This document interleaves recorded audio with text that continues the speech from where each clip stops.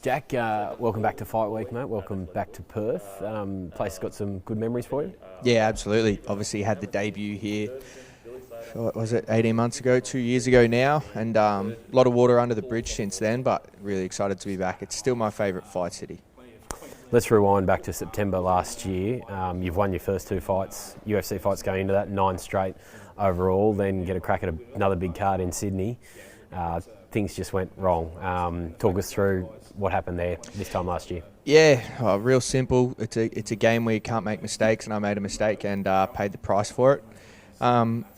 As far as the, bouncing back from that, it was what it was, and the injury rehab that I went through has been really extensive, and now I'm, coming back to put myself in a position to regain all that momentum.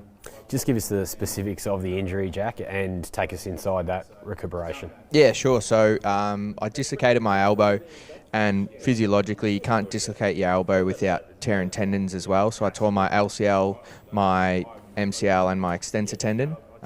They all ripped off. I didn't need surgery, but the surgery success rate is pretty similar to the non-surgery success rate, and the surgeon was pretty happy with my stability. So I got a couple of months in, and it just started to feel really good. Had a little setback here and there, but for the most part, it's just been getting stronger and stronger. And now it's actually, like, through all the force plate testing and that sort of stuff, it's stronger than my other arm is.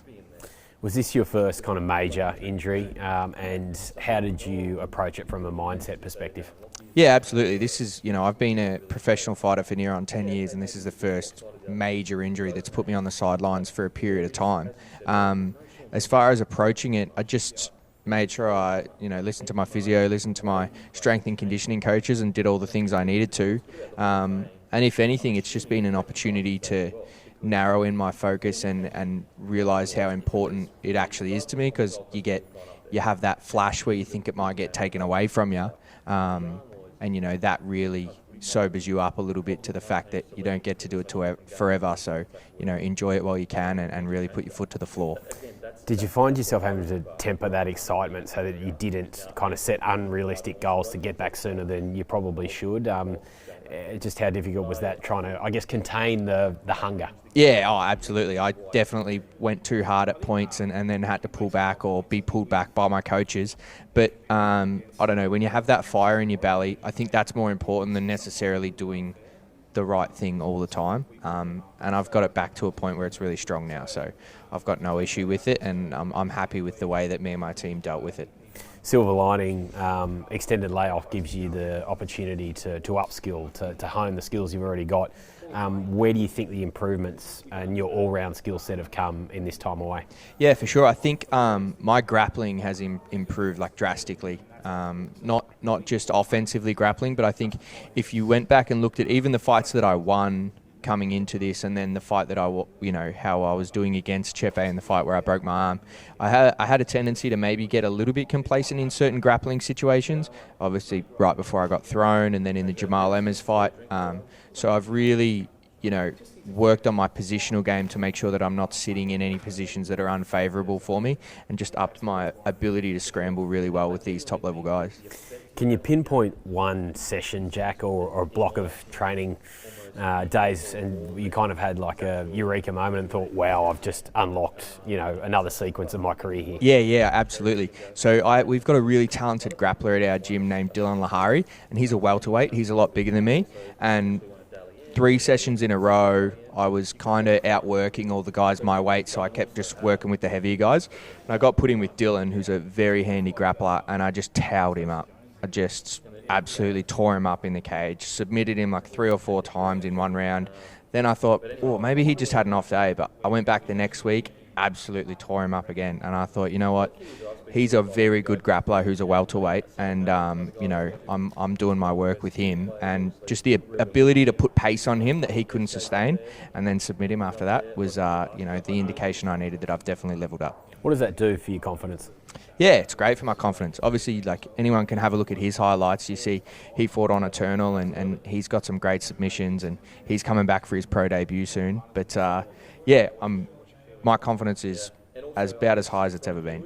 Talk to me about your opponent this weekend, Herbert Burns. What kind of fighter is he? What are the weaknesses you think you might be able to exploit? Yeah, look, it's no secret.